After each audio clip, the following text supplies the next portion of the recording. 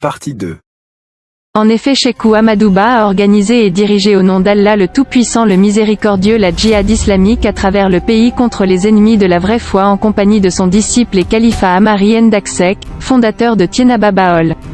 En écrivant ce recueil de textes tirés des sources que nous prenons la précaution de signaler dans la bibliographie en annexe, nous demeurons persuadés que vos critiques et suggestions permettront d'approfondir l'histoire de Thiénaba, car nous n'avons pas la prétention d'avoir circonscrit dans sa totalité le sujet, encore moins de l'épuiser. Mais il n'en demeure pas moins que cette approche est nécessaire sinon utile aux différents talibés, amis et sympathisants qui bien souvent restent sur leur faim face à certaines questions clés en direction de Thiénaba.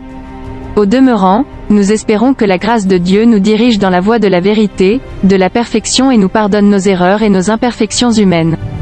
4. Cependant une deuxième version nous rapporte que Thiénaba viendrait de Thi Nabi plus grand que qui deviendra Tia Naba, c'est-à-dire du prophète, ce du prophète plus grand que à cette époque n'être pas tiédo et être dans l'islam était si rare qu'il devenait un trait distinctif pertinent.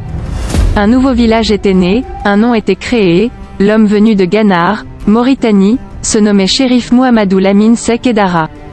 Le shérif était en compagnie d'une suite nombreuse qui l'entourait d'attention tout particulière et le considérait comme un saint. Il prêchait avec une éloquence persuasive et procédait en milieu, THIEDO, à des conversions massives. De par sa vie exemplaire et le climat de piété qu'il sut créer autour de lui, il finit par avoir beaucoup de fidèles sur qui il eut beaucoup d'autorité. Un jour, un de ses fils vint le chercher.